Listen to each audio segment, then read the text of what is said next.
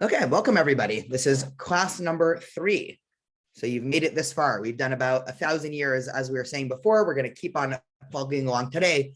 Just a 45-second quick review for people to refresh our memory. We are now at we're starting really with the 9th century today, BCE. So we've made it through Abraham, through the Exodus, through the entirety of the Torah. Last week, they talked about the books of Joshua, the books of Judges, the books of Samuel, and the books of Kings, right? The evolution in ancient Israelite society from sort of this nomadic and really you had pure anarchy of different tribes dealing with each other all the way to the anointing of a singular king, right? Obviously, King Saul was the first king. We didn't really talk about him much, but really David and Solomon were two kings under what scholars call United Israel. And we also noted this is the first time in Jewish history where we actually have hard evidence for the existence of the Davidic kingdom. Then Solomon's son, what we ended with last week, refused to lower taxes after his father Solomon passed away, which caused the splitting of the north and southern kingdom. And all of a sudden, we are left with a situation, which we're going to start with today, where the ancient Israelite civilization is divided once again, where you have the 10 tribes in the north. And we discussed last week that they actually had their own worship sites. So the most famous one was a worship site in Dan, which is still there today. Actually, if you travel to the modern day Golan Heights, you can actually see this place called Tel Dan, which they've excavated all of these altars from the 8th and 9th century BCE. So this is actually some of the oldest archaeology in terms of Jewish history. And then, of course, we had Solomon's temple in the south, and with the people of Judah, who had evolved to become the Jewish people, worshiping there. So obviously, this is not a recipe for Israelite unity, to have two different temples and two different kings. And this is exactly where we're going to start off today. So I'm going to share my screen here. Perfect. Okay. So just again, for people that find timelines helpful, I am not one of those who finds timelines helpful, but I know there are people who do. So of course, we started off here with Abraham, roughly 2000 BCE. Last week, we really talked about this period in the 1000 BCE. And then today, we're really going to cover what happened during that first temple and post-first temple period, right? So this is, again, a important part of Jewish history. I'll note at the outset, while we're definitely on firmer ground in terms of general swaths of history, a lot of the specifics here are still debated. So archaeologically, we actually still don't know a ton about what happened during the first temple, right? If somebody asks me to draw up a picture of what an average, let's say, Passover might have looked like in the year 800 in the Jerusalem temple, I'm sure I can give a flowerful description that would almost certainly be wrong. And so we still don't know exactly what Jewish practice was like, but we now are at the point in history where we are 100% sure there was, of course, a temple. There were people going to the temple. There were people worshiping around the temple. And this has been confirmed both in terms of inter-Tanakh dissection and also what people call extra-biblical evidence, which is all evidence that is not in the Bible, such as a 8th century, I think it's a small stone that has the Birkat Kohanim inscribed onto it from the 8th century, right? One of the oldest biblical texts that we actually have. And there's several more of those, again, dating back to this mid-first temple period. So again, we are at a point in history here where this is what's going on, right? Again, we have two different kingdoms. The kingdom of the north had two major worship centers, one in Dan all the way in the north, the other in Beit El, right, much closer to Jerusalem. And again, the star is Jerusalem. For those who have been to Israel in their life, they know this distance is not very big. So the distance between Jerusalem and Beit El is easily coverable in a day, right? Pre-car day, right? So even by walking, this is not a big distance. And so obviously during this time in history, there was a lot of interaction between the two kingdoms and a lot of scholarship, which we're not going to get into, but for people who are interested, a lot of biblical scholarship in terms of the authorship of certain biblical texts or the evolution of certain ideas comes when this split happens. right? Because as we can imagine, these are two kingdoms that have shared history and shared ancestry, right? They both had King Solomon and King David as their previous kings. They both had the pre-Davidic history that they shared, right? We discussed 2 weeks ago what's exactly history and what's memory, but these two kingdoms, they shared a collective memory. And yet they were living in two different political and geographical situations. And so that obviously causes a lot of room for disagreement. And probably the fiercest disagreement that we can actually tease out once we read through the Tanakh is that people in the north attempted to make an argument that you can see through the pages of the Tanakh, that one can actually worship God anywhere, right? You don't need a Beit HaMikdash, you don't need a centralized temple to worship God, right? Of course, this is the opinion of the people who were not in political control of the temple, while the people in the south, right, they were much more, conservative, traditional, whatever we want to say, in terms of, no, Jerusalem is the only place one can worship. Jerusalem is the only place one can offer sacrifices, and Jerusalem has to be sort of the center of the world. So this situation continues from about, let's say, 920 after King Solomon to 722. So we have 200 years of ancient Israelite history with this divided kingdom. And again, we can discuss some of the different ideas that evolved and some of the different places and some of the different ancient myths that both of these communities shared. But our next major inflection point in Jewish history, because again, it's a lot of times helpful to think of history as relatively straight in terms of what's happening, right? Maybe some slow change, and then all of a sudden inflection point, right? And when an inflection point comes in history, all of a sudden historical groups have to react to the inflection point. So our first inflection point, we're actually going to be talking about 3 different inflection points today, is when the ancient Assyrian Empire, who we knew was one of the ancient world powers, all of a sudden comes in to the land of Israel and tries taking it over. As you can see from this map here, Assyria is in the northeast. And one of the things that we know from ancient history, right? The Assyrian leaders actually wrote a lot about their military conquests. So we know that ancient Assyria, at some point between 800 and 600, swept their way across the Middle East, basically destroying everybody in their wake.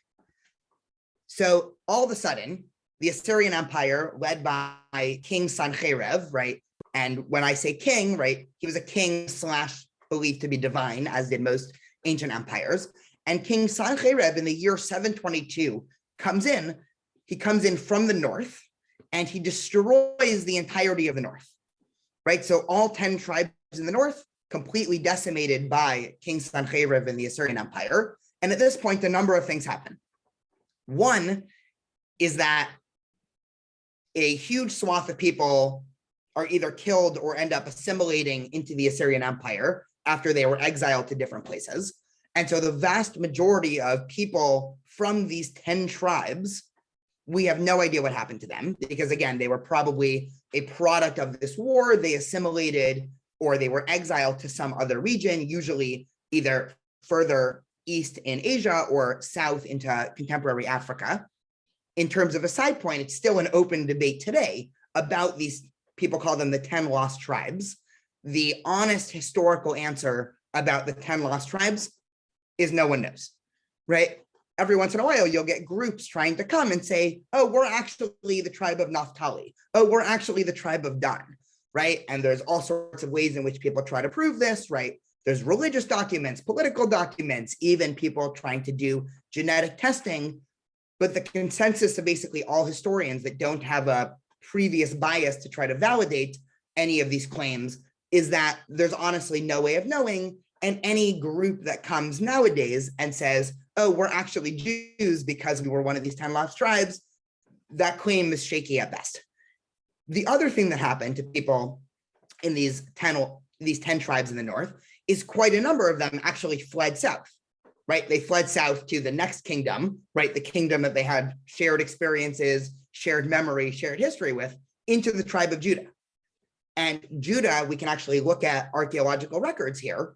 In the 8th century, the size of Jerusalem and Lachish and Hebron, right? These are the major cities in Judah, double and triple in size, right? It's quite interesting to look at the archaeological record because these towns just have a population boom. And so we know that quite a number of refugees basically fled from the north, probably bringing a lot of northerner ideas, but ultimately assimilating and dissolving themselves into the south. And so at this point in history, right, we're in the year 722, and we'll introduce some text in a second, but just to sort of play the background here, at this point, the identity of people who would say we're Bnei Yisrael, or in English, Israelites, basically is no more, right? So we've now exited the realm of the Israelites and entered into the realm of the Judites, or Yehudim, otherwise known as Jews. So at this point, right, because this is always a very confusing point historically, I think, and even today, a lot of people say, well, what's an Israelite and what's a Jew? Before this, right, this was the nation of Israel. Now we are just left with the tribe of Judah and other peoples that have come from the north to basically take refuge in Judah, and with people from the Levite and priestly class, right, Kohanim and Levim, who anyway were scattered around the land, right? So personally, I know that my family is actually not from the tribe of Judah because I'm a Levite, I'm a Levi. My family, right, again, if I can say such a thing historically, 2,800 years ago, my family of Levim were either scattered somewhere in the north and fled south and retained their identity as Levim, or they were always living in Judah around Jerusalem. And even with this collapse, once everybody started being known as Jews, they basically said, okay, we are Jews, but we are retaining the name Levi, right? So something that would have been almost a paradox before, right? How can you say you're both Jewish and a Levi at the same time? All of a sudden, this doesn't become a paradox, because Jewish stops being the name for just people from the tribe of Judah and starts being the catch-all for all survivors of the Assyrian Empire and Sennacherib. So I want to just do one text about this time, just so we can see the story through the eyes of Tanakh, and then we can pause for some thoughts and questions. So we are now at the very end of the book of Kings. So last week, we spent a lot of time in the first book of Kings. For those that have ever taken the time to read through both books of Malachim, of Kings, know that there are quite a number of stories, right? It's quite involved. And so it's not an easy read before bed, right? Very dense stories about kings and military conquest and all these things. And so here's how the book of Kings describes this event. In the 12th year of King Achaz, king of Judah, Hoshea, son of Elah, became king of Israel in Samaria, and he reigned for 9 years. Because again, we are still dealing with a situation where there's two different kings, king of Israel and king of Judah. He did evil in the eyes of the Lord, not like the kings of Israel who preceded him. So all of a sudden, and again, one of the stuff we were talking about 2 weeks ago, and this is actually still an open question for Jewish tradition today, because in some way, this makes a lot of sense, and we can find in my opinion, a strong moral component to this. And on the other hand, it's very hurtful when done in real time, is that Jewish tradition, specifically the Tanakh, always is trying to attribute disaster to negligence on the part of the people, right? So framed in the best way, this is saying the authors of these biblical texts, mostly priests and prophets, wanted to set a high moral standard for the people of Israel and Judah. And so therefore, when bad things happened, they basically tried using it as an excuse to figure out what are the moral deficiencies and flaws in our community, right? That's the best way to say that argument. The worst way to give that argument is they're victim blaming. Something bad happened to you. What did you do wrong, right? And we actually see contemporary examples of this, of all sorts of religious figures, right? Not just Judaism, of course, right? In every religion, you're always going to find leaders who, whenever, say, a physical or natural disaster happens, they attempt to attribute that disaster to a specific wrongdoing, right? I don't need to give examples, right? But we can all understand how potentially hurtful this can be.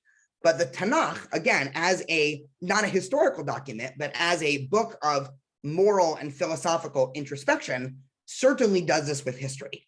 And this is one of the most explicit times that the Tanakh does this. So we're introduced to King Hoshea of the north, and he starts to do evil.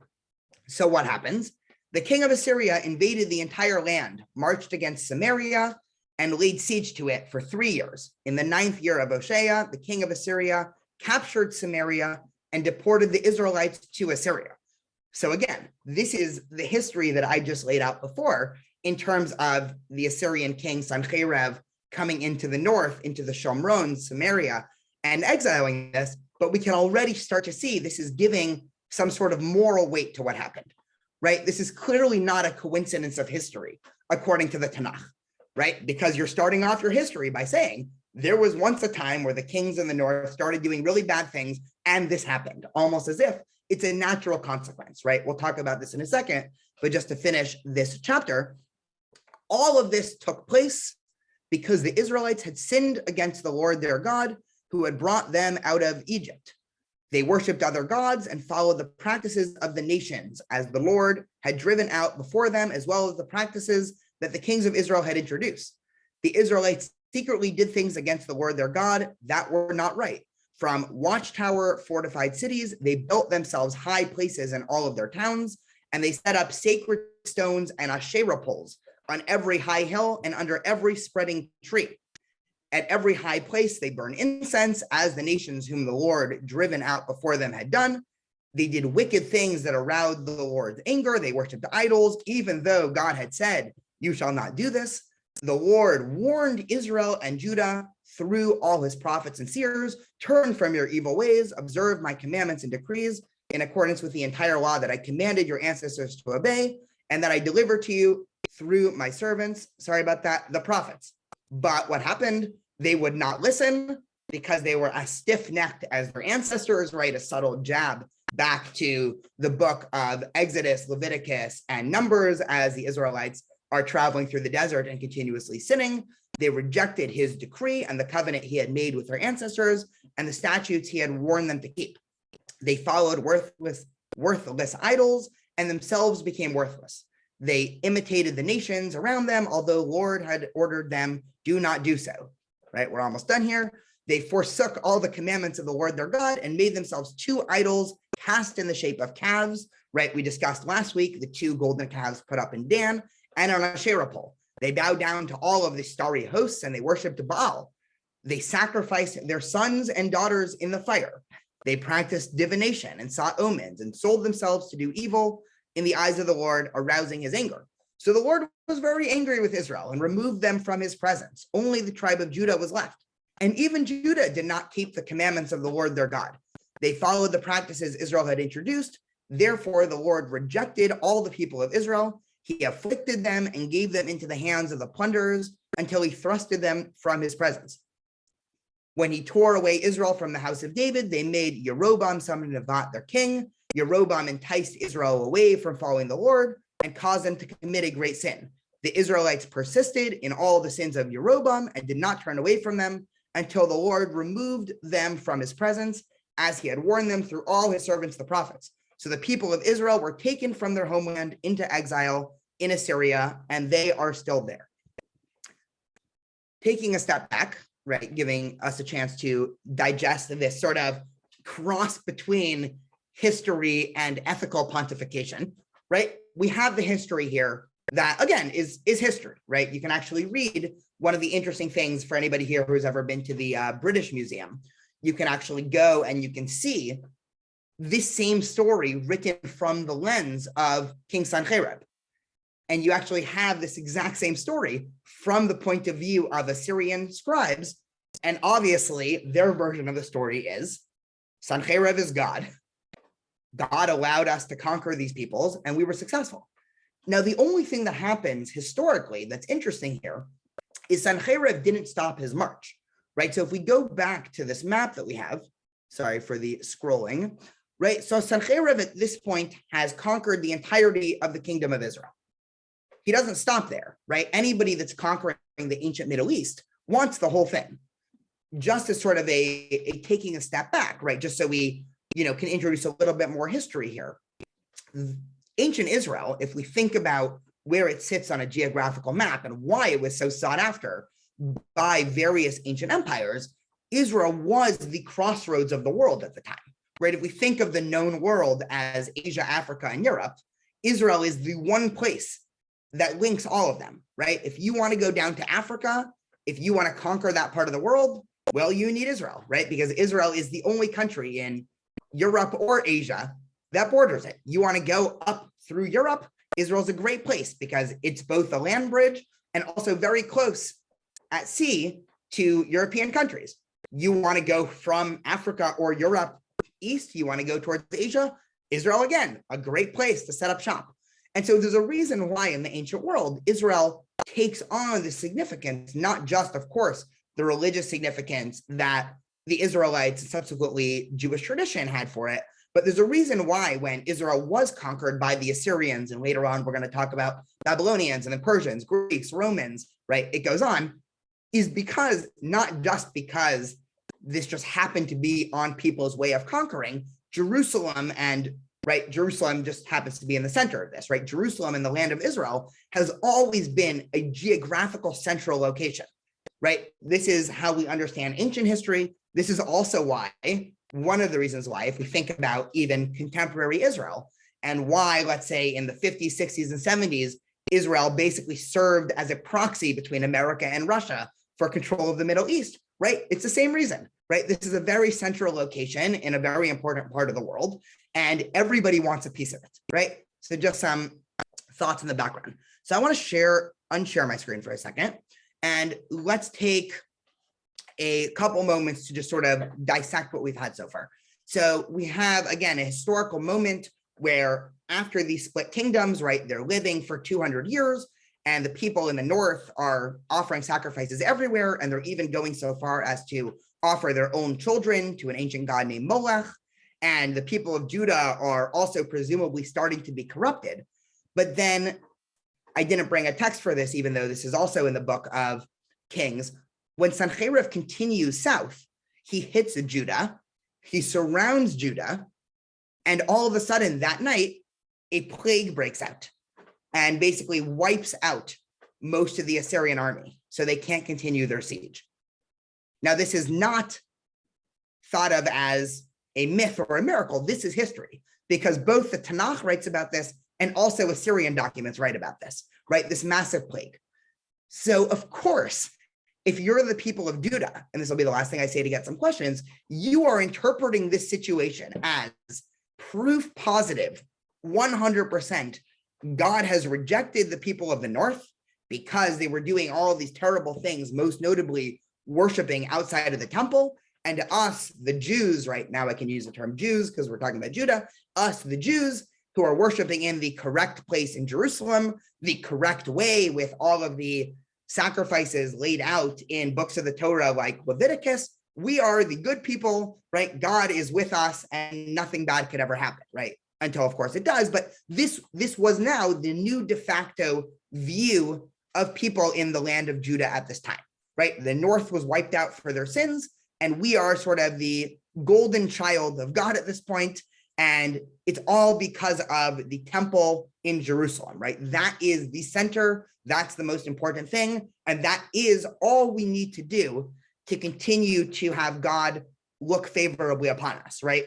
We're going to introduce a prophetic critique of that view in a second, but at this point, standing strong in, let's say, the year 700 at this point, this was the view of Judah, right? You walk through the town of Hebron or Jerusalem in the year 700 BCE, and this is basically the prevalent political, religious, sociological, right? They all sort of mesh together in the ancient world view. So we are now at 700. Any thoughts or questions about what's going on here? And I see Michael asked, in those days, what kind of records did they keep and how did one show they paid taxes? Michael, to be honest, I have no idea. I'm going to guess that there were ways. I mean, they had writing at this time, and actually a lot of ancient documents that we found far before Jewish and Israelite history, even from 10,000 years ago, scholars think they're actually some sort of record keeping, because one of the most important things to run a society is basically to know who's paying their fair share of society and who's trying to basically cheat around it. So I could imagine they had ways that probably didn't survive till now, but I can't tell you the exact method. So any thoughts here? Again, we are in the year 700. Jerusalem and Judah are looking all powerful at this moment, and the 10 northern tribes have already been destroyed and have been sort of deposited into the waste bin of history to some extent. Yeah, go for it, Ruth. Rabbi, this is not the same thing as the Babylonian exile. No, we're going to talk about the Babylonian exile in probably 20 minutes. Okay. Yeah, I just wanted to make sure I got it clear in my head. 100%. Yeah. And the reason why, by the way, the Babylonian exile, one of the reasons why it stung so badly. I mean, the Babylonian exile really is probably the most important event in Jewish history, maybe ever, right? And I'll try to argue why that's not an overstatement. One of the reasons why in the beginning the Babylonian exile stung so hard was because the people of Judah at this time thought they were untouchable. I mean, there are certain Psalms, certain Tehillim that were written at this time in Judah and Jerusalem, and dozens of Psalms that basically say, we are on, God is with us. I have no fear, right? God is able to conquer enemies, right? As long as God is with us in Jerusalem, right? There is no way any, I'm paraphrasing here, of course, right? They were much more poetic than I am, right? As long as we are in Jerusalem with the Beit HaMikdash, with the temple, doing temple things, there is no way anything bad could happen to us. And so, of course, 150 years later, when something bad does happen, that requires a fundamental reassessment of all things Jewish. But for our purposes now, 700, everything is seemingly looking good for Judah. Any other thoughts here before we introduce our next problem here? Ethan, go for it. Hi. So one thing I struggle with kind of when talking about like Tanakh and everything is the order of everything. So if I'm saying the stories in the wrong order, I apologize. But one thing that's really interesting to me about this last section is the specific things they're pointing out as why their society is so bad. Like, oh, they built the towers super high. I mean, that kind of reminds me of the story of the Tower of Babel. And just like a bunch of those other little stories kind of feels like an attempt to like repeat the stories of the past and kind of just re-show how important those things are a little bit. Yeah, you're 100% right on two different accounts. One, I'll just note when the Tanakh uses the term high places, the Hebrew word is bamot, and bamot are better thought of as basically private altars, right? So if somebody said, if Henry says, I built a high place in my backyard, he's not talking about the fact that he built his shed a little bit higher than, I don't know, Fred's. It would be talking about an altar. And Henry on Shabbat was not showing up to the temple and instead worshiping by himself. But you are correct in terms of there is a sort of uncanny parallelism between if we look at stories in the Torah and we look at stories from this period of the book of Kings, there are a lot of times is an uncanny parallel that comes throughout, right? Which is, of course, the source of much scholarship and dissecting in terms of what exactly was happening there. So yes, you're 100% right. Fred, I don't know if that was a hand. Yeah, it was. A couple of things. If someone invaded Fullerton, okay, I guess that's to the west of me, I'd be very worried living in Yorba Linda that I'm just a Brea distance away. Okay, so when you're saying, well, they feel good, blah, blah, blah, blah, blah, I disagree. I don't think anyone would feel good knowing that they're that close. But, so maybe you could address that. The other thing is, it was interesting when they said that they were talking about all the bad things that the Israelites had done and why they were going down. And a lot of it had to do with they assimilated and they started doing this and they were driving, Teslas and not going to synagogue on the Sabbath and all the kind of things.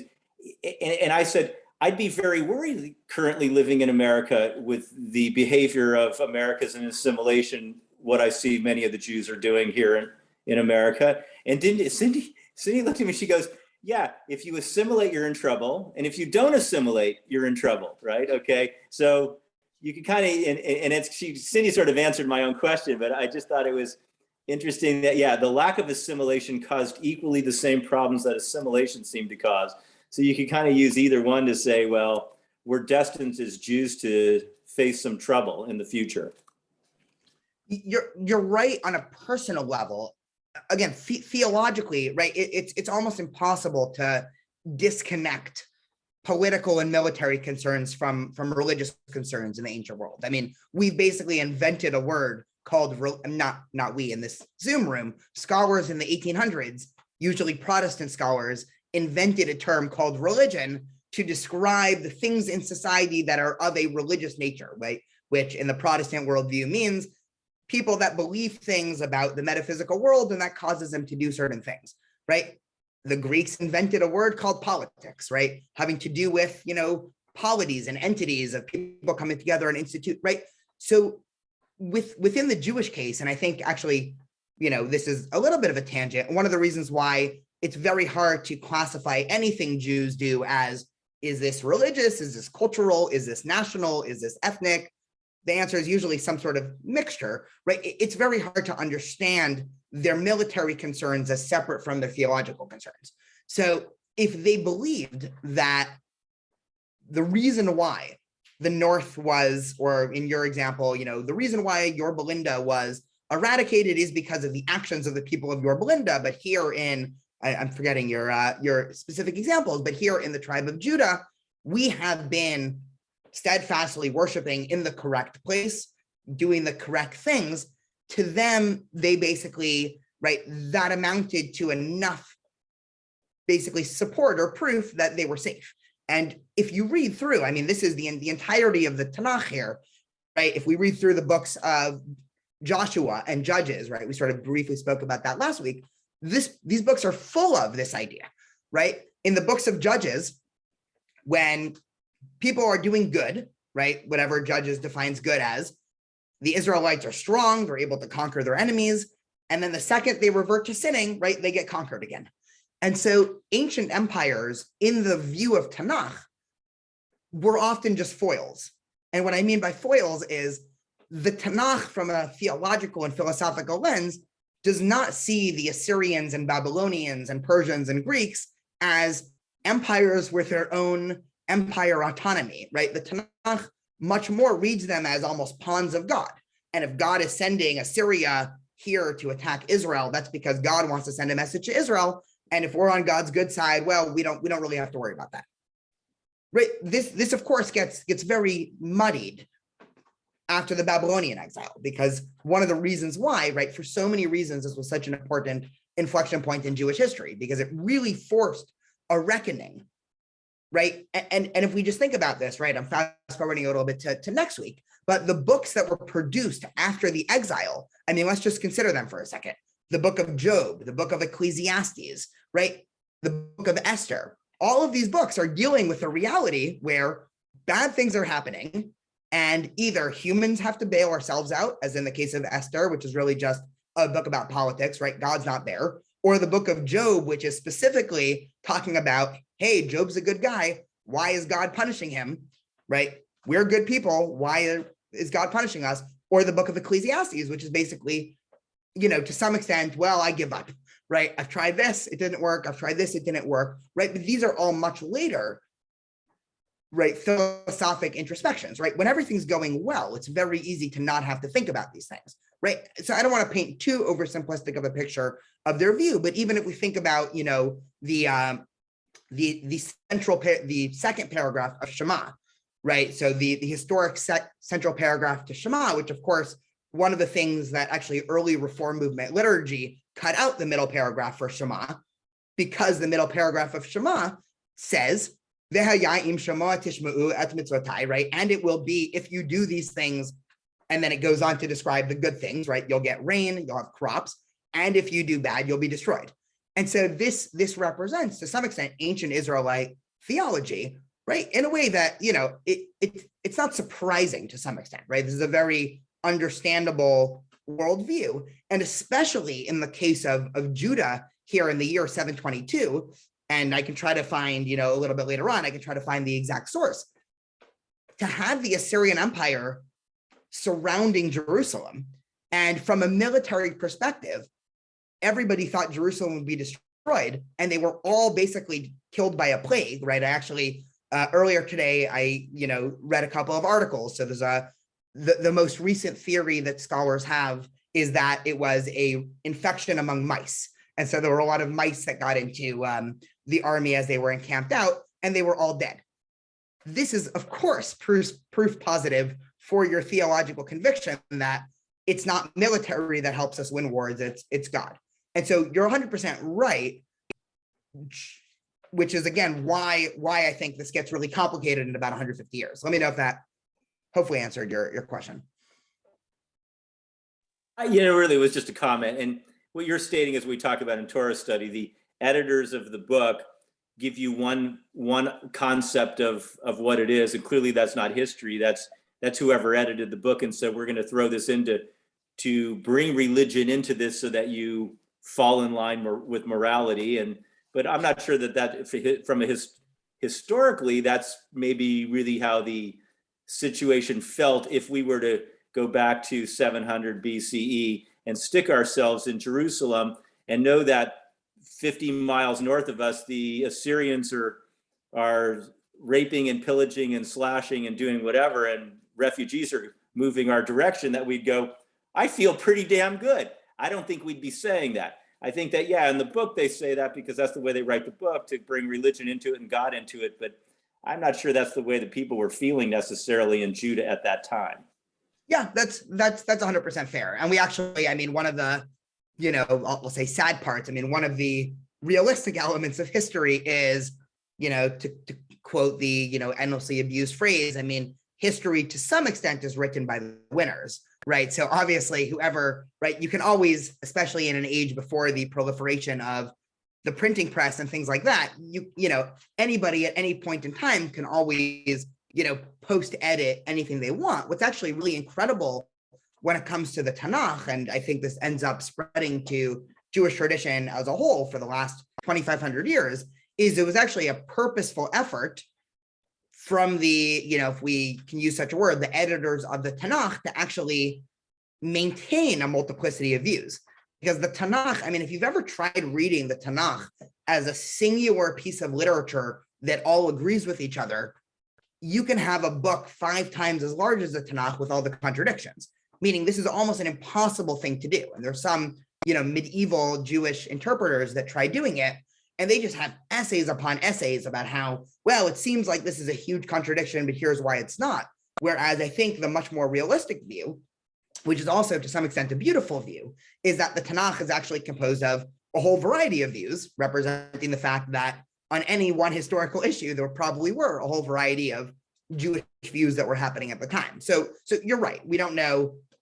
It's hard to say exactly what polling data would be on the ground in 700, right? We know how, but this is at least how it's depicted by sources that we have good reason to believe are representative of the historical situation, if that makes sense. Okay, so let's move on a little bit here. Because at the same time that this was happening, let me just take this out. Perfect. Okay. So at the same time all of this was happening, we are now introduced to a different criticism, right? One that I would venture to guess at least people here are mostly familiar with, which is we start getting a criticism not of you are worshiping in the wrong temples and in the wrong place, doing the wrong rituals. We now start to get a view that becomes increasingly dominant in the end of the 8th, but mostly in the 7th century, that starts to critique the idea of ritual altogether. One of the main figures that's sort of behind this, I'll call it the prophetic revolution, is Yeshayahu or Isaiah, right? He's still the most famous of the prophets, although we could honestly do the same thing if we read through the books of Amos, if we read through the early parts of the book of Yirmiyahu, Jeremiah, right? There are other prophets we can do this with, but Isaiah is the most famous for good reason. And let's see what happens when Isaiah and this sort of prophetic critique comes onto the scene, and we'll try to dissect this after. So Isaiah is, again, a contemporary of this time in history. And Isaiah is now receiving messages from God, as all good prophets do. And what's interesting about this new message from God is that it is not that God is unhappy because of any of the detailed specifics of what's going on. God's unhappy because of everything that's going on. Meaning the people have been led astray to think that ritual is what God cares about, while running societies that are fundamentally unjust and immoral, right? So Isaiah says that much better than I can. So here's what he says. Hear me, you heavens, listen, earth, for the Lord has spoken. I have reared children and brought them up, but they have rebelled against me. The ox knows its master, the donkey is its owner's manager, but Israel does not know. My people do not understand. Woe to the sinful nation, a people whose guilt is great, a brood of evildoers, children given to corruption. They have forsaken the Lord. They had spurned the Holy One of Israel and turned their backs on him. Why should you be beaten anymore? Why do you persist in rebellion? Your whole head is injured, your whole heart afflicted. From the sole of your feet to the top of your head, there is no soundness, only wounds and welts and open sores, not cleansed or bandaged, or soothed with olive oil. Your country is desolate, your cities burned with fire. Your fields are stripped by foreigners right before you, laid waste as when overthrown by strangers. Daughter Zion is left like a shelter in a vineyard, like a hut in a cucumber field, like a city under siege. Unless the Lord Almighty had left us some survivors, we would have become like Sodom. We would have been like Gomorrah. So just to put this first part in context, Isaiah is, to Fred's point before, in terms of different views of history in the same book, Isaiah is talking about the same event in history, the destruction of the north, but unlike the book of Kings, which blames the reason for the destruction of the north on details, right? Namely, worshiping in the wrong place. Listen to what Isaiah blames it on. The multitude of your sacrifices, what are they to me, says the Lord? I have had more than enough of burnt offerings, of the rams and the fat of fattened animals. I have no pleasure in the blood of bulls and lambs and goats. When you come to appear before me, who has asked this of you, this trampling of my courts? Stop bringing meaningless offerings. Your incense is detestable to me. Your new moons, your Roshei Chodeshim, your Shabbats, your Moadim, convocations.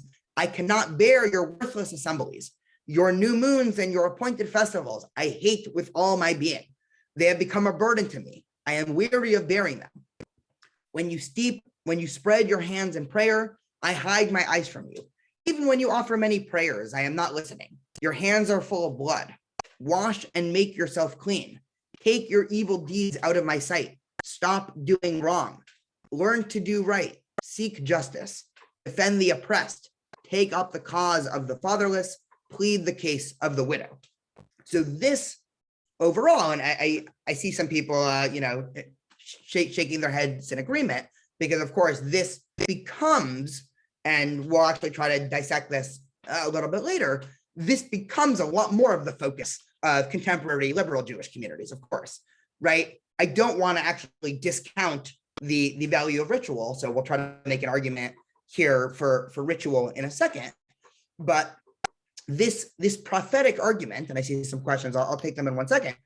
This argument is being made at a time in history where the temple is viewed as the center, the most important thing, all we need for safety and all we need for religion, right? So going back to, my comment before, with all of Fred's caveats aside, if we were dropped on the ground in 700 BCE and we asked, what does God want from us?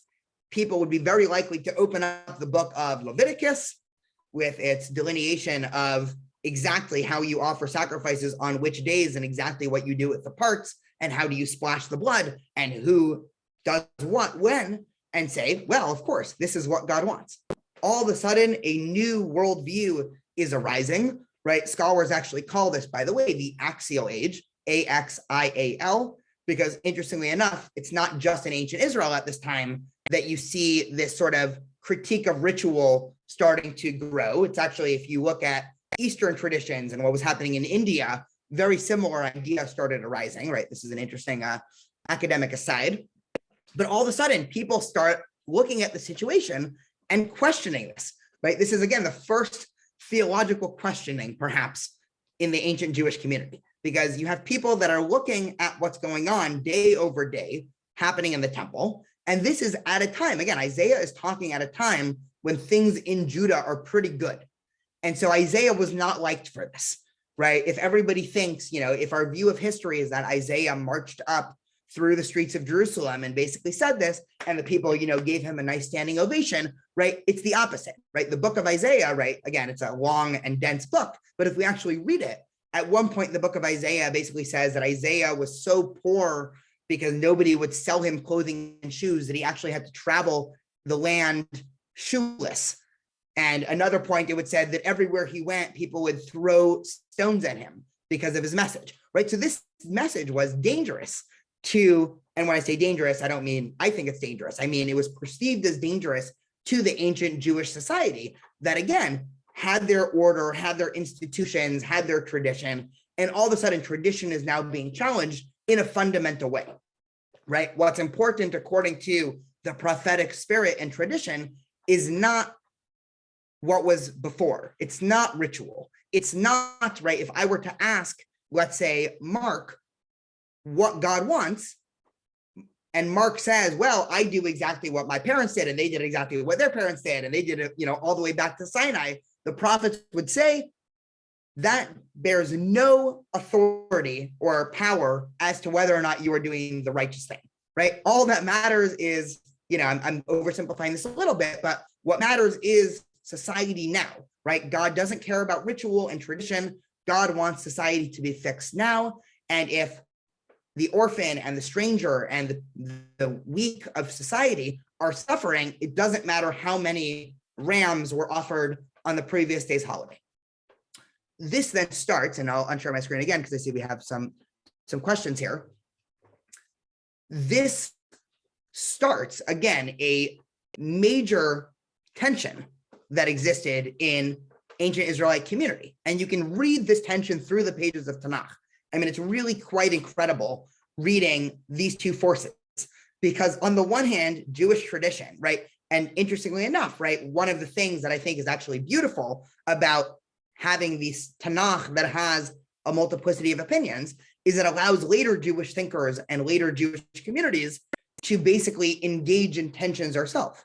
Because in the modern Jewish community, we're engaged in the same tension, right? We oftentimes don't frame it like this, but, right, there is a tension between, do we value ritual at the center of Jewish tradition and ensure that things stay the same generation after generation, or do we value universalistic messages of, we just want there to be peace, we just want the world to be better, and if rituals are not immediately helpful in terms of being a means to that end, well, who cares about them anyway, right? And so obviously contemporary Jewish tradition still deals with this.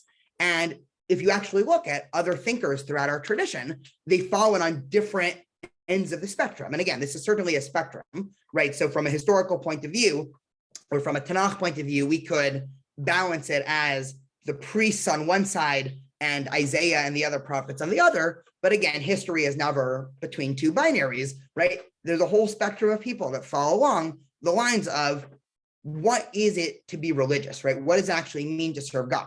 Is it these very routine mechanical things that you do day after day, or is it the bigger picture of it all?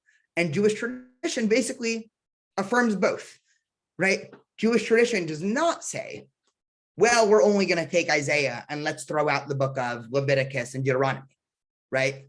The Christians quite literally did that, right? Again, this isn't a normative statement. This is a descriptive statement. If we read lines of Paul in the New Testament, I mean, this is quite literally exactly the pivot that early Christianity took, right? There's a reason why if we went to church or engage in a Christian Bible study class, the book of Isaiah and Jeremiah is going to be studied a lot more than the book of Leviticus. Whereas actually, if you go to a traditional yeshiva, you are much more likely to be engaged in Talmudic study surrounding the rituals and details similar to in the book of Leviticus, right? This doesn't mean that Judaism is only ritual, as many early Christian thinkers tried to say, and it doesn't mean that Christianity is only ideas. But again, Judaism tries to take both of these values and mesh it with another, which again creates obviously a wide array of opinions throughout the Jewish community.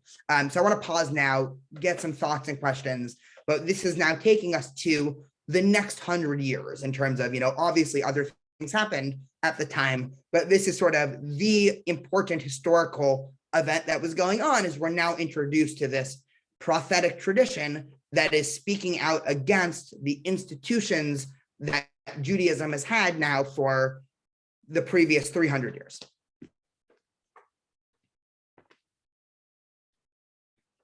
And if there are no questions, I'll take a second anyway to catch my breath. So if anybody was on the fence about asking a question, feel free. I was wondering, I mean, there are people who think that they, even today, who if they do all of the rituals, then they're good, and then they might go out and cheat and, gouge rents and things like that, and not take care of the orphan or the widow and stuff. I think that, or maybe they were just saying, if God was saying, or Isaiah was saying, you're just getting too smug. If that's all you think that you have to do to be safe. Yeah, I think you're right. And Isaiah also, I mean, right, we can of course spend 10 weeks just reading through Isaiah and different ideas in Isaiah. I mean, Isaiah was a universalist, right? If we read actually the other famous chapter of Isaiah, who I'm going to try to quote off the cuff here, I believe it is 56 or 58, but I could be wrong here, where Isaiah talks about his sort of universal vision of Shabbat, right? Isaiah writes a lot about Shabbat, but unlike previous writings about Shabbat, right? If you read what, the books in the Torah have to say about Shabbat, right? Obviously it talks about creation and the Exodus, but then when it gets to sort of the tachlis about Shabbat, the Torah says, well, don't light a fire. Well, you should refrain from doing work, right? Laws of Shabbat.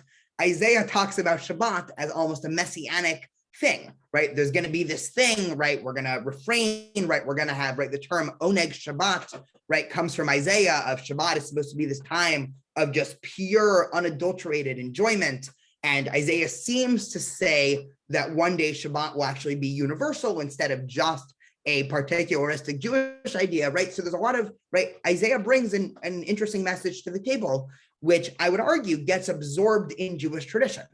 So if one looks at, let's, for the purpose of argument, let's now fast forward 2,000 years, right? We're gonna backtrack, so don't worry, we haven't actually gone to this place, but let's pop into the 16th century in Tzfat, where a very influential book called the Shulchan Aruch was written, right? And the Shulchan Aruch was basically written by the community that had just been exiled from Spain, right? This is right after the Inquisition in 1492. Most of the Sephardic Jews, right, ended up somewhere throughout the Middle East and North Africa, but a large segment of them ended up in the north of Israel. And the leaders of that community ended up in Tzfat, which then became one of the centers of both Jewish mysticism and really the center of the Jewish world if we think about the 1500s. And one of the books that was written was the Shulchan Aruch, which is still used by today in communities that view halacha as binding, such as the Orthodox world and much of the conservative Jewish world, right? If you need to know what to do on any given issue, well, you open up the Shulchan Aruch, right? And it gives you a detailed description of how to do any ritual or how to do something. Now, if somebody were to ask, is this book of codified Jewish law, is this book of the view that ritual is paramount or ethics is paramount?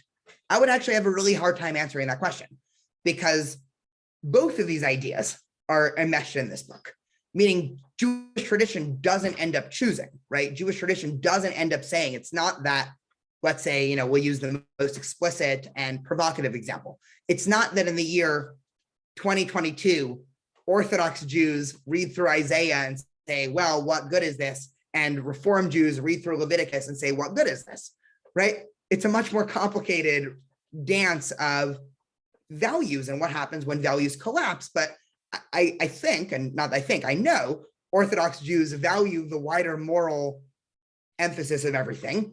And liberal Jews also value the ritual and the sort of traditional day-to-day elements, even if more often than not, the messaging is of a more universalistic bent.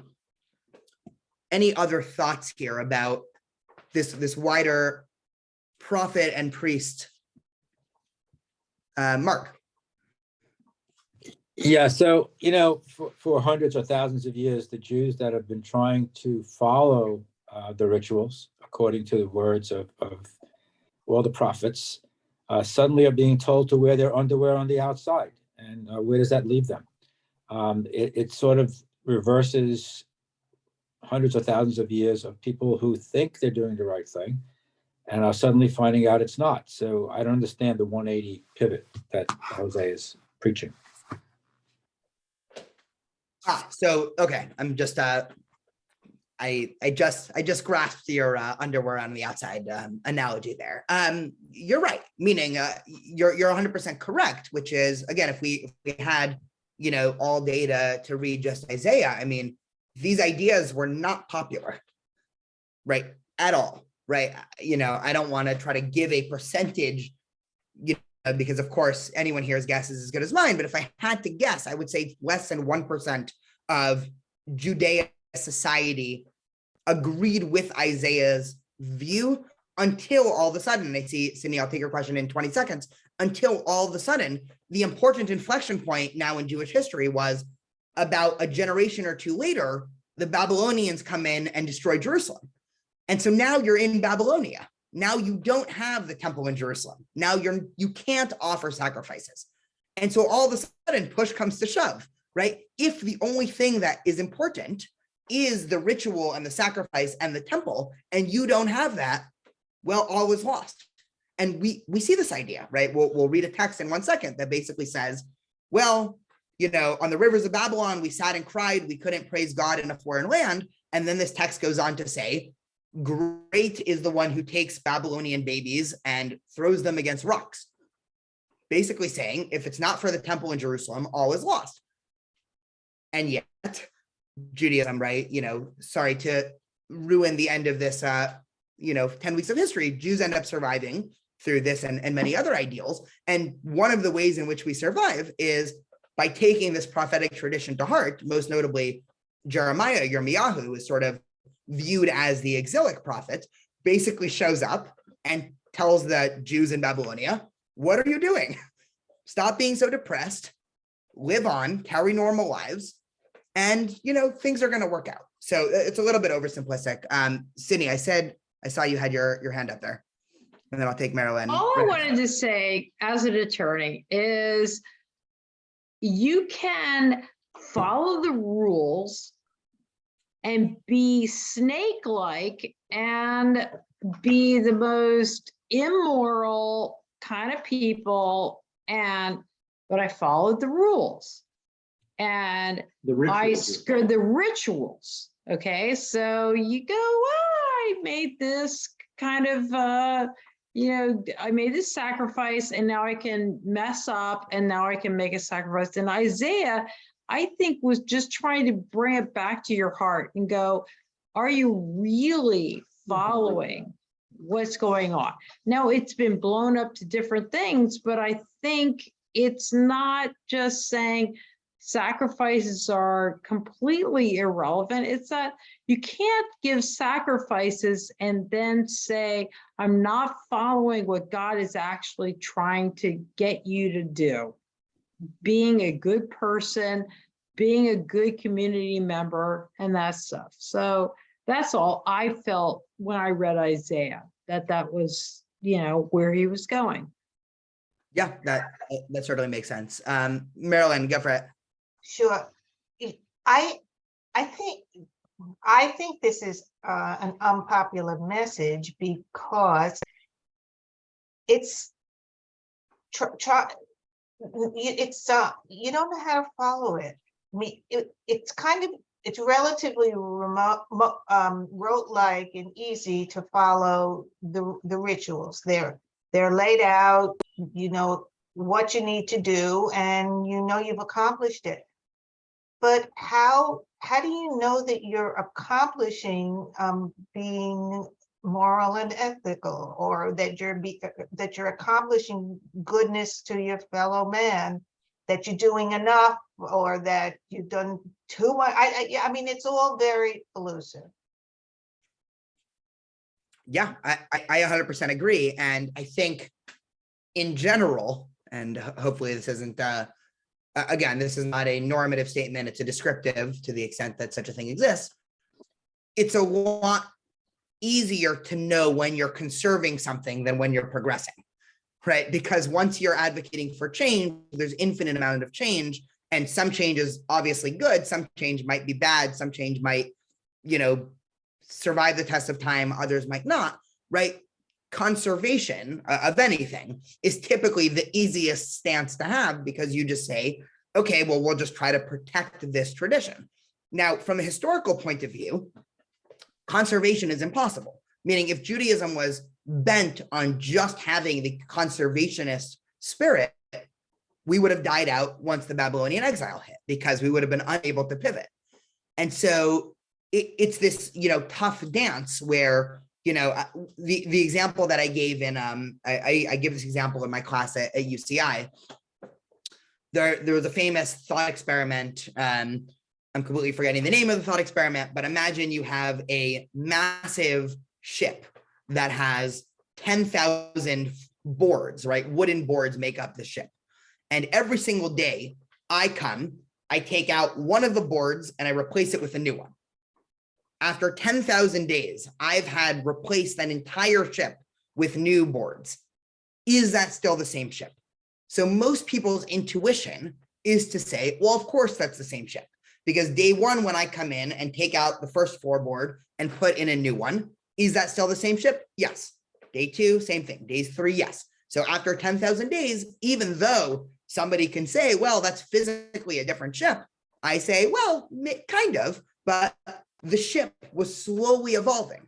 Now let's split screen this. And let's say I have the same ship with 10,000 floorboards. And I say, well, day one, I come in and I remove 5,000 to replace it. And day two, I come in and remove the other 5,000 and replace it. Is that still the same ship? So that's more difficult to argue, right? Because you can say, well, 2 days ago, it was a completely different ship, right? And so Judaism's sort of the same way, right? If you never replace things, right? Inevitably, if you have a ship that's a sea long enough with all of the perils and things that come across the voyage, you're going to need to replace floorboards, because if you don't, you're going to run the risk of just the whole thing sinking because it's not fit to sail around the world. If you take the entire thing and replace it in one go, and here I've given you, a submarine because that's the new technology. No, it's not the same ship, right? That's very hard to argue, right? Where exactly the line should be drawn? Well, that's precisely the question we're dealing with in the Jewish world today, right? Which movements are in bounds, which Jewish views are still within the Overton window. But we have a very quickly changing world today, right? The tide has been slowly rising, right? To use this metaphor, which I don't know how long I can drag this out for, but this is similarly with Jewish history, right? The thing that I always tell people is, if any of us were dropped off 3,000 years ago, almost everything would be unrecognizable. The prayers, the people, the food, the language, right? We would have no idea what's going on. And yet we still see that as a part of Jewish tradition, and we're still a part of Jewish tradition. So there's a very tricky dance that happens here through study of history. Susan, go for it. Sorry. Going back to the knowing when you're doing the ritual, but not knowing if you are doing the good things, being the good person, and that the rabbis came along with Pirkei Avot, telling that sort of just says, just hang in there and do what there is to do. You may not, and the last part is that it's the whole thing, it's a big task, but and you're not going to finish it, but keep trying. And so that to me is the answer to the prophetic messages, to just keep trying. Yeah, 100%. And the thing that that I think is interesting, right? So this was the, I sure I brought this up before in the context of some class, but Max Weber, who was a famous sociologist, and he was a German Protestant sociologist in the 18 or early 1900s, one of those. And he sort of made his career of offering an alternative mode of historical evolution to Karl Marx, right? So famously, Karl Marx, and if you read that sort of, those writings, Marx suggests that the entire history of the world is the history of materialistic class struggle, right? So all ideas are basically secondary to the material causes, right? So Max Weber comes along and basically tries to reaffirm the importance of ideas in history. And so Weber writes, this book called the history of sociology. I'm forgetting the exact example. And he actually uses the Tanakh as one of his models as to how history evolves. And he says, every society has their priests and every society has their prophets, meaning there are always those in society that say, we need to keep everything the same way it was. And there's always those in society that say, I don't care at all about tradition and institutions, tear everything down in the name of change. These two forces always clash, right, in a dialectic. And then the next generation is always left with some synthesis of both. And then that idea then becomes resacredtized or resanctified. There we go, looking for the word, resanctified as the de facto priestly view, only for the next generation of prophets to come and tackle it, right? That sounds like a much more realistic, but also from a Jewish traditional stance. I mean, it's almost certainly what happened and how ideas evolve. I mean, ideas that, maybe hundreds of years ago were considered so far out of bounds as to be a full-on attack on tradition. And let me use a very uncontroversial example, uncontroversial because, I'm not going to talk about Zionism or Israel or history, right? Early Hasidic Judaism, right? The first Hasidic thinker, the Baal Shem Tov, right, in the 1700s. This was considered the most radical movement that Judaism had had in hundreds, if not thousands of years. We'll talk about this in a couple of weeks, but the entire Jewish establishment reacted to early Hasidic Judaism with as much ire and hatred as they did for any movement historically, right? The basically leader of at least the Ashkenazi Jewish community, the Vilna Gaon, famously excommunicated the head of Hasidic Judaism, right? They wanted nothing to do with this new movement that was talking about spirituality and was introducing song and dance into Judaism, right? Who had ever heard of such a thing, right? Today, none of us are Hasidic Jews, probably, but I can guarantee you part of our Jewish practice has been affected by Hasidic Judaism. And so, right, this is an idea of how something starts off as maybe a prophetic idea from the outside, and now it's part of the sort of priestly mechanism of Judaism. Okay, I want to go on a little bit just to do two last sources that I already introduced a little bit before, but just so we can fully get our 400 years out of today.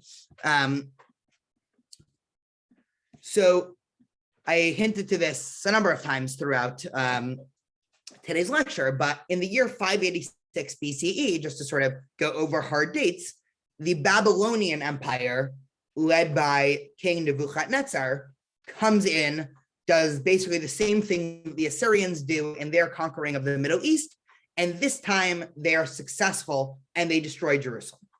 And this was obviously a very horrific and tragic event, right? I didn't bring any quotes from there, but if you read the book of Lamentations, the book of Eicha, this entire book is basically a firsthand account of what happened, which most scholars believe to be, right, basically representative of what actually happened, right? The book of Lamentations describes, rivers of blood in the streets of Jerusalem, families having to engage in cannibalism of their own children, right? Because things were so terrible, and just, a long line of people marching east from Jerusalem and Israel to Babylonia, modern day Iran, Iraq.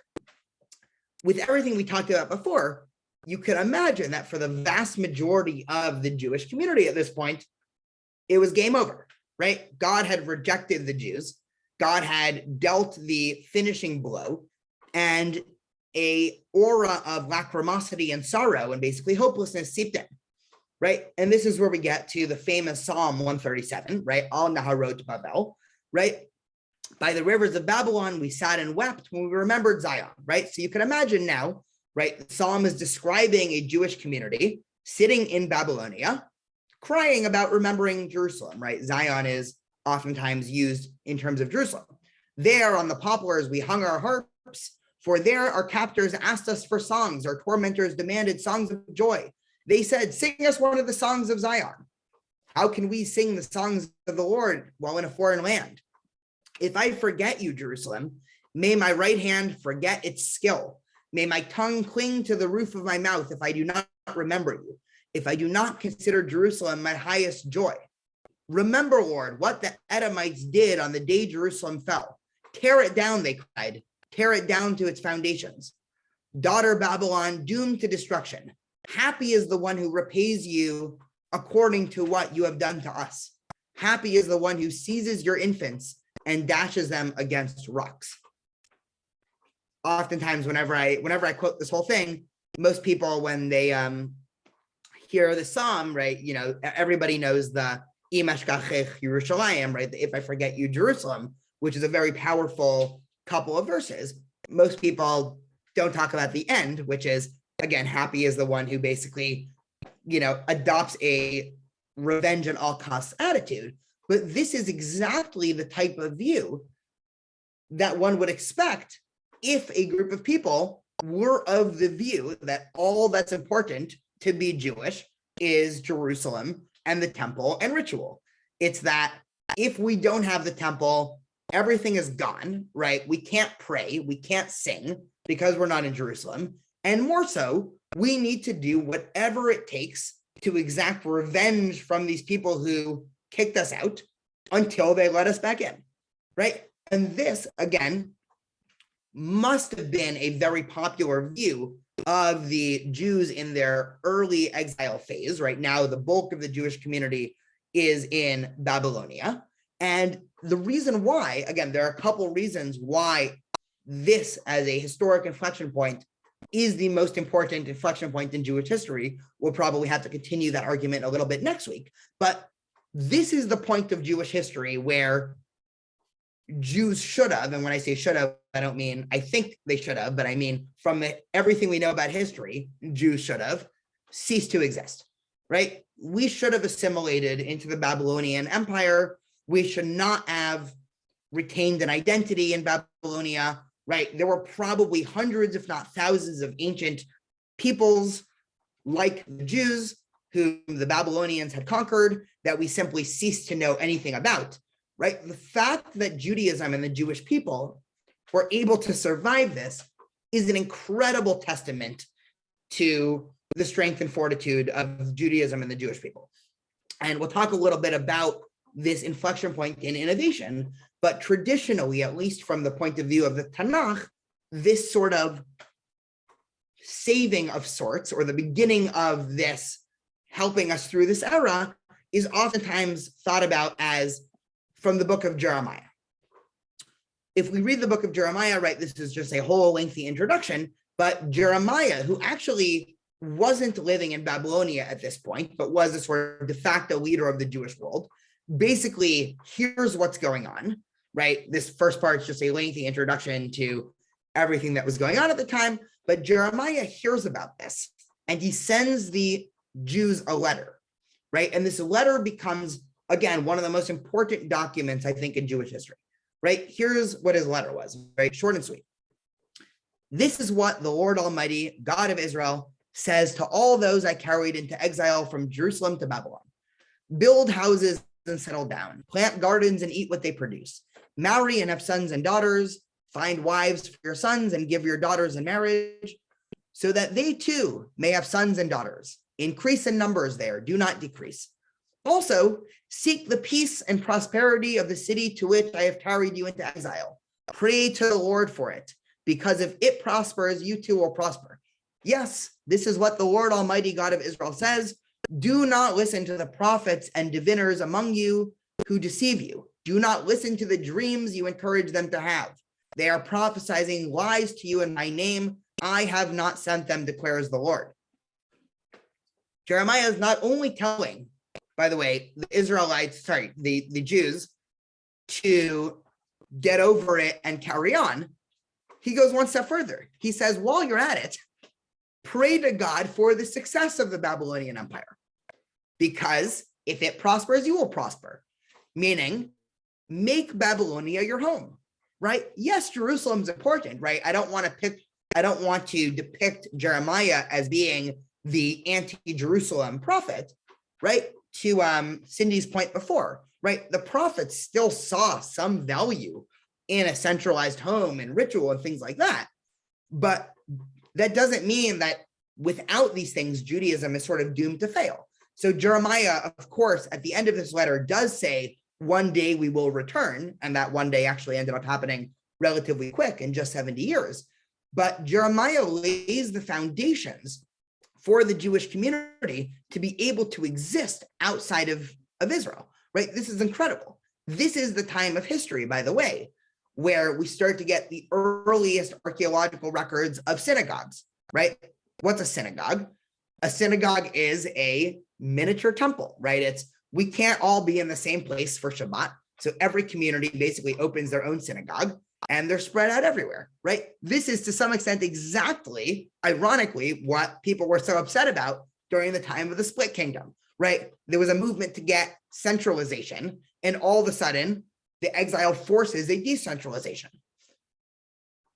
right? This is the time of Jewish history where we're introduced to a new type of leader, right? At this point, Jewish leaders were one of three people. They were the king, they were the priests, or they were the prophets. All of a sudden now we're introduced to a new type of leader, right? What we think of as rabbi might be a little anachronistic, but the next major Jewish historical figure is a man named Ezra. And Ezra's description is not Ezra the king or the prophet or the priest. Ezra is now Ezra HaSofer, right? Ezra is a scribe. What's a scribe, right? A scribe is somewhere in between a priest and a prophet, right? A scribe is somebody who is trying to take tradition and pass it down. But we know that in the ancient world, the scribes were also the people that were responsible for the editing and slow redacting of texts. So all of a sudden now we're introduced to new forms of Judaism, quite literally, right? This is a Judaism that can start to exist outside of Jerusalem, right? We see at this time in history, in the 5th, right now we're in the 6th and 5th centuries BCE, we start to see Jewish communities popping up all over the Middle East. There's a Jewish community that we know that popped up in Egypt at this time. Other Jewish communities that popped up all over the ancient Babylonian world. The Jewish community that popped up in Syria from this time. So Jews started spreading out, right? They took this message to heart. It wasn't, oh, we're just going to assimilate because everything's worthless. It is, we can still be Jewish in Babylonia, in Syria, in Egypt, in Fullerton, and this bears no caveats on our allegiance to this thing we have called Judaism, right? And this was only possible, right, with this prophetic spirit from before, right? In some way, Yirmiyahu, was just a continuation of these earlier prophetic ideas that suggested, hey, there's more to Judaism than just ritual and worship. I see a couple of comments in the chat. See Aphrodite's and the rabbis, how Jews adapt the Roman culture. Yeah, so Michael, we'll talk about Jewish interaction with the Roman Empire either next week or the week after. Ruth says, not all the Jews returned to Israel 70 years later. Exactly, right? And this is the exact point, right? An important caveat. We'll probably start talking about this either next week or the week after, but only because I'm not sure exactly what's happening with next week, but we'll send out an email.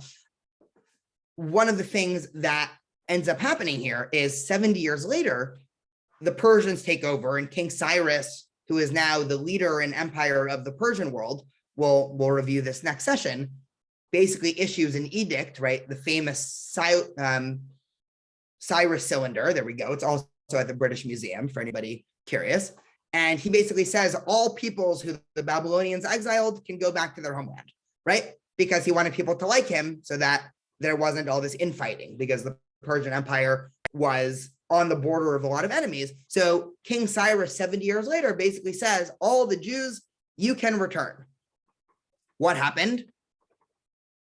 10% of the Jews go back, 15%, right? If you actually read through the early verses of the book of Ezra, it actually describes the, I don't want to use a too harsh of a term, but basically all of the historical, I'll just use the term that pops into my head, right? Take this with a grain of salt. It's all the losers who end up going back, right? It's the people described in the book of Ezra as the people who basically were not able to be successful or fit in the Jewish community in Babylonia, because the center of gravity in the Jewish world had switched, right? Think about it. 70 years is a long time, right? That's generations, right? That's enough time to have children, grandchildren, a career, right? A nice vineyard that you've planted 70 years before. If things are going well and there's now no taboo against being Jewish outside of Israel, why would you go back, right? The irony, the historic irony is actually very parallel to a way that I think a lot of American Jews relate to Israel now. Is a lot of American Jews are ardent supporters of Israel and Zionists, and asked if they are moving to Israel, they say, what do you mean? I'm comfortable here, right? So the same thing, right? You can be a Jew living in Babylonia in the year 516. You can pray every single day for the restoration of Jerusalem. You can be extremely happy when King Cyrus gives his stamp for Jews to return to Israel. And then push comes to shove when your neighbor says, hey, I'm going back. Are you coming? No, right? I don't believe, right? I'm putting the argument in, the ancient Jews' mouths or modern Jews. I don't believe that you have to live in Israel to be a good Jew, right? I don't believe that that's true in the year 2022. And I don't believe that the Jews in the year 516 believe that. But this, again, it's hard to overemphasize how radical of a switch this is, right? Michael also added in the comments, right? Also say next year in Jerusalem. I mean, it's an incredible thing, right? Every year we come together multiple times a year and say, L'shana haba b'Yerushalayim. We all here have, the means to live in Israel, right? The government of Israel will actually sponsor aliyot, right? So it's actually free to some extent if one wanted to move to Israel, right? We all have the means to get to Israel by Passover this year, yet very few of us will. And then at the end of the Seder, we're going to say, well, hopefully next year we'll end up in Jerusalem, right? But this is not a contradiction, right? A lot of people frame this as a contradiction, right? I want to suggest that this is, again, the complexity of this multifaceted tradition that we have, where we do value the history and our attachment to place and our attachment to the temple. And we also value the innovation that we've had to cultivate along the road. And these two things, right? Not that they're always in tension, but there is a little bit of tension there, right? I think, to be a Jew to some extent is to live with some amount of tension. Robert said in the chat, Cyrus had a policy of allowing all minorities in his empire self-determination. Exactly, right? Cyrus's goal was basically that people would like him better, right? So it would be easier to manage the population, right? So Cyrus, right, this wasn't a Jewish particular thing, although, one more interesting Jewish interpretive tidbit, I'm trying to remember what book this is. I think it's the book of Chronicles, which talks about Cyrus allowing the Jews goes back, of course, does depict Cyrus as an agent of God, right? So back to this conversation before, right? Cyrus is given an interpretation where he becomes a sort of great figure in Jewish history. Okay, so just to sort of conclude for the day, because it's about to be 7 o'clock or 10 p.m. for our East Coast friends here. We discussed the breaking of the two kingdoms, a lot of the ire that was cultivated between the two traditions, a lot of the interpretation of historic events when bad things, most notably the exile of the 10 northern tribes, happened to the Jews in Samaria or the north. They were destroyed and wiped out. Still today, the 10 lost tribes is a mystery. We then talked about how many of the refugees came down to Judah, and for some time in history, the temple in Jerusalem was seen to be the most important and, from some perspective, the only important part of Judaism. That was challenged by the prophetic critique of ritual. then all of a sudden everything gets basically mixed up into a blender. When the Babylonians come in and destroy the temple, all of a sudden the Jews are moved out to Babylonia, and they're forced to recognize with the concrete reality that the temple can't be all that's important if you want to still remain Jewish. And so this is an unprecedented time of Jewish innovation, right? This is when we start to see synagogues and start to see, I'm going to use the term rabbi, even though it's not, nobody would talk about it like a rabbi, but leaders of the community that are not getting it because their father was a rabbi and their father was a rabbi and their father was a rabbi as priests and kings, or from, the prophetic idea in Judaism, which is God comes to a specific person with the message, right? Rabbis are basically self-elected, right? You study to become a rabbi. Nobody appoints you, right? It's not a lineage thing. It's not God coming, right? So we start to see this type of leader. And we also start to see Jews spreading out throughout the Middle East. And even when King Cyrus basically says, hey, everybody, Israel's now open again, very few percent of the Jews actually go. And the ones who do are not the sort of quote unquote cream of the crop, all the way to, and again, we'll start with this next session, when the second temple was built, probably around the year 500, there were some elders that were still there, people that were presumably in their 80s and 90s that had remembered the other temple, and they immediately burst into tears when they saw the new temple rebuilt, and not tears of happiness, tears of sorrow, because they said, this is nothing like it used to be, right? Jerusalem used to be the capital of the world, the capital of Judaism, right? We used to have, political autonomy here, right? This second temple situation where, one, we don't have political autonomy and very few percentage of the Jews are here, right? This is not nearly as important. And we'll start next time by talking about during the second temple, we start to see an increasing move away from a view of Judaism, which is the temple and sacrifice is all that's important, right? Once the Greeks take over, right, we start to see an unprecedented growth of Jewish philosophy and thought and poetry and all these other things. Okay, it is 7 p.m. If people do have to go, feel free. Otherwise, I am more than happy to stay here for however long and keep discussing / answering any questions. But thank you all so much for coming in week 3. And I'll send out an email sometime mid to late this week about what's happening this next week. I think Marcia said she would take it over, but let me just confirm and I'll send out an email. Daniel, can I? Hang on.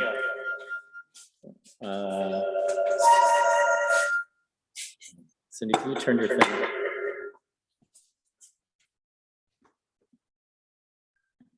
No, Daniel, All right. thought a little.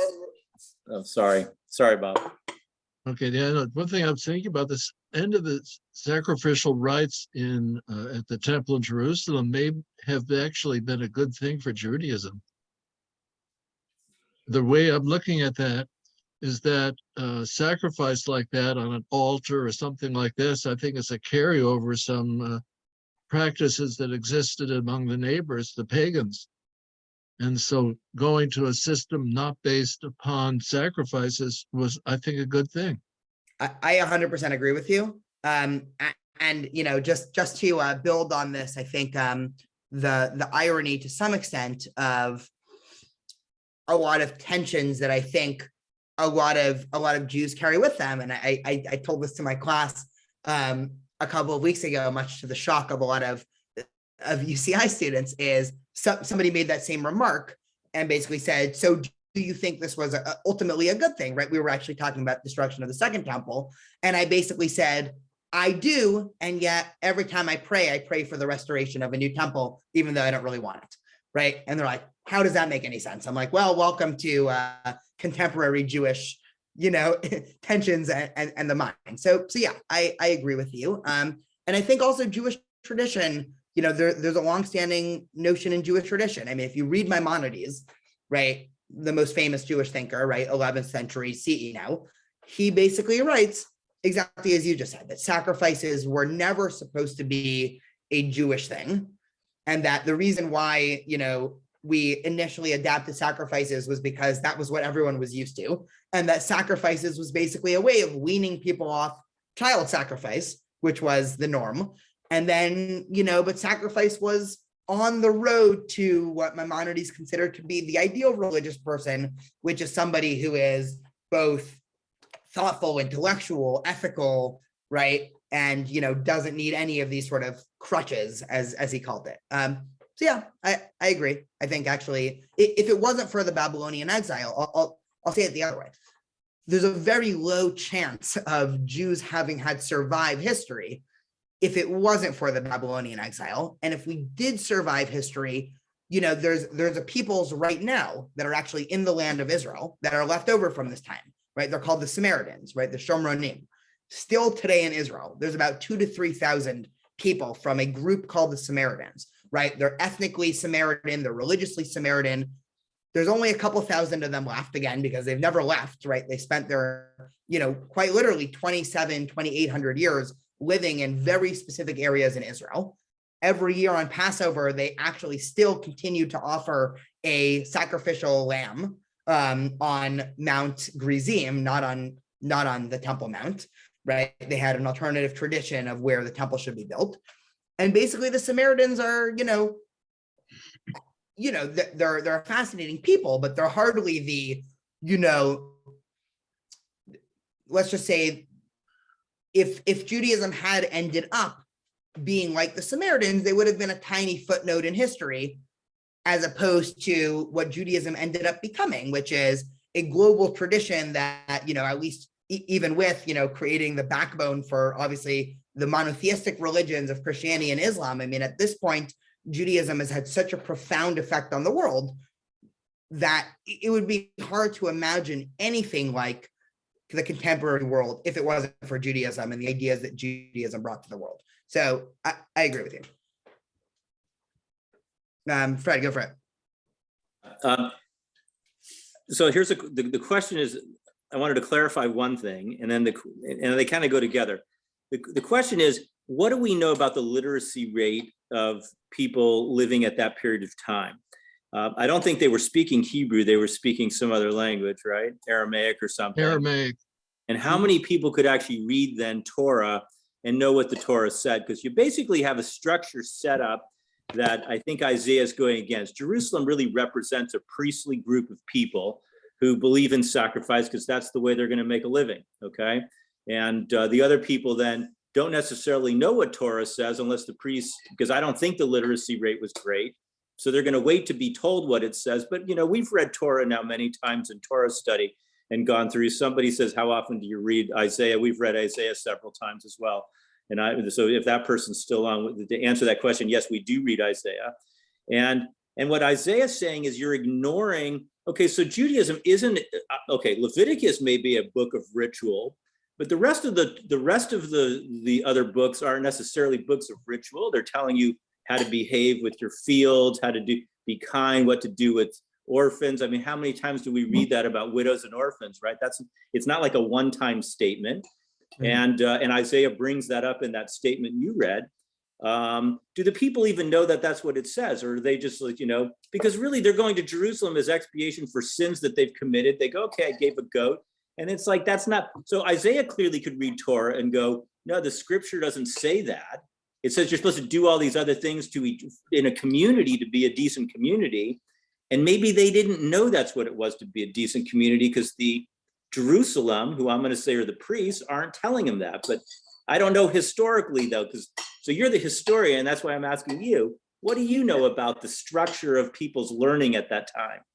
It was probably very low. I mean, in general, I mean, scholars estimate that Jewish literacy has always been higher than average, but higher than average could mean if it was 6%, that would be much higher than average because in the ancient world, it was like 0.01%. I mean, especially at this time. I mean, there was actually, before they found, there were a whole series of texts that they found that actually convinced them that these biblical texts were older than previously thought, because there used to be this idea that in general, writing couldn't have predated a certain time in history. And that keeps on getting knocked back, thousands of years as we keep digging stuff up. So again, we have no idea, right? So that's, I think the most honest answer that anybody can give you is there's no way of knowing.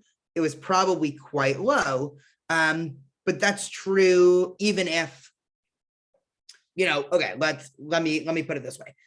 Let's say in 1,000 years from now, there was going to be an academic that was talking about, modern day abortion conversations happening in America, right? And they were going to write an entire book about that. So probably much of this book would be picking and choosing from the 1% of the elite in our society, both on the right and the left, right? The Supreme Court justices, the professors, the advocates, and me as some random person who could, write something on Facebook and Twitter, right? No historian in 1,000 years is going to be interested in that anyway, right? Because, how is this interesting to the span of history? So to some extent, history is always studied through, change makers and individuals. Obviously, individuals are affected by the bottom up situation. And so, if enough of us adopt a certain view on anything, that'll cause, the 1% of people who in 1,000 years from now will be historically interesting to people trying to study how the past changed, but it's a little more dicey. Bob, I saw you want to get in there. Go for it. No, I was about to bring in, you were talking about literacy, but if you go to the Middle Ages, the people in Europe, the Christians, in fact, the only ones that read were the scribes and the clergy. The regular generation could read and write. And the Jews at the time were much more literate than the other peoples, which is why they conducted a lot of business and this sort of thing. Yeah, 100%. Yeah, so Jewish literature was always, higher than average.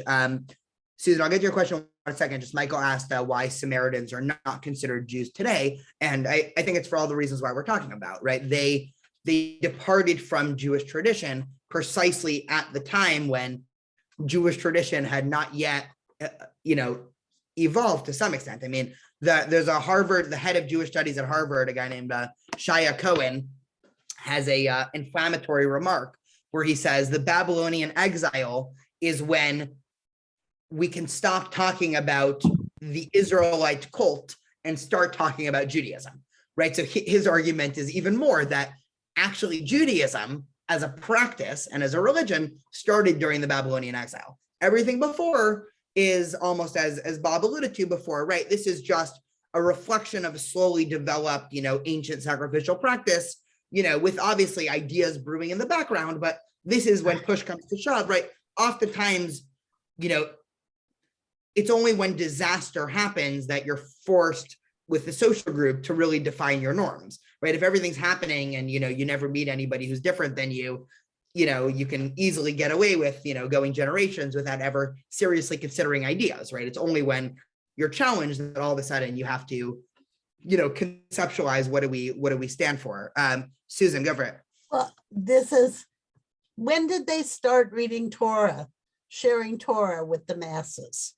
Because with the remark about what the priests said, if they still have access to just Torah, 5 books with the 36 or 39 mentions of you shall love your neighbor as yourself or something similar to that, they were getting, in a sense, the be a good person message.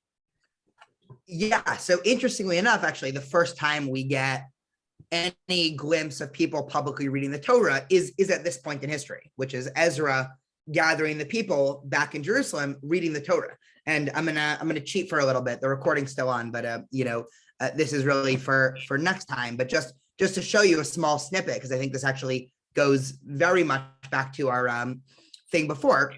So Ezra opens the Torah, right? This is now back in Jerusalem, and he's holding this public celebration of opening the Torah. And here is what happens.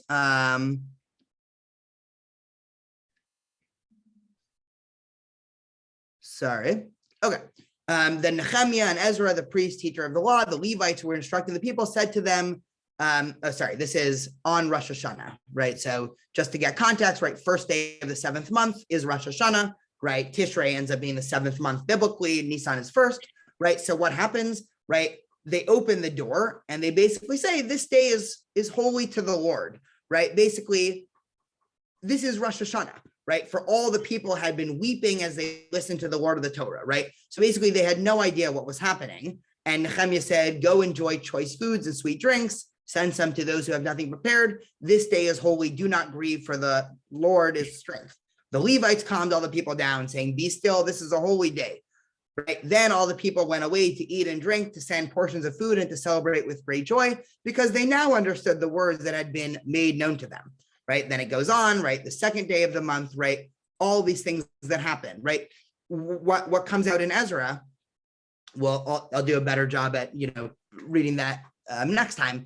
The people seem to not know basic Jewish holidays, right? Like they seem to have never heard of Rosh Hashanah. And the same thing with Sukkot. And this is a stunning chapter in the book of Nehemiah, because there's one of a couple options, right? And I'll just give you the academic debate here. One academic theory is that Ezra came up with these holidays, or a lot of these holidays were invented in the Babylonian exile, such as Rosh Hashanah, Yom Kippur.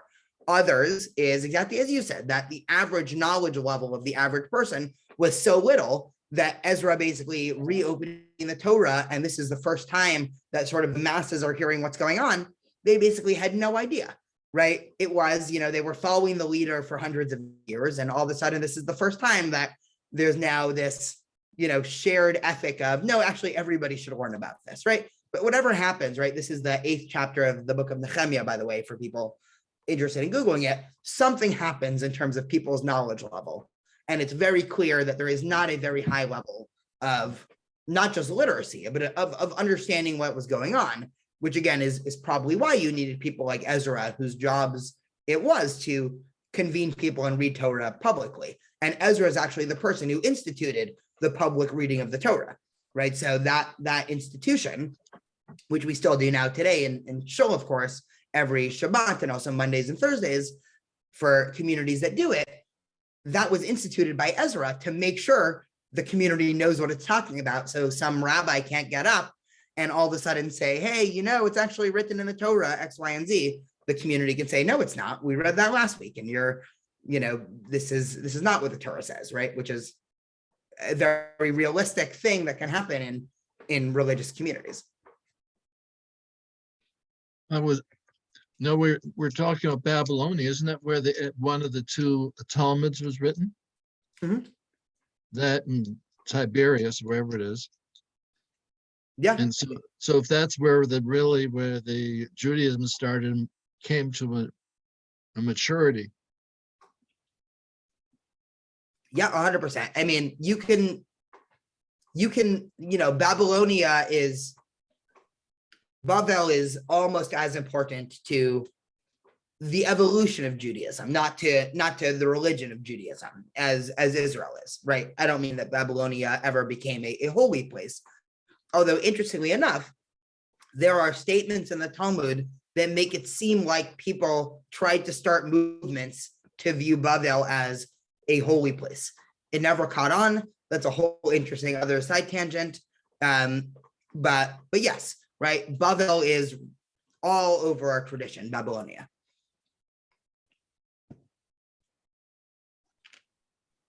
Anyway, have a wonderful night, everyone. And again, we'll send an update about next class, if it's going to be next week or in 2 weeks. Then you have Thanksgiving coming up here. There's Cindy. Yeah. Dan, if I could just add one thing to you that you might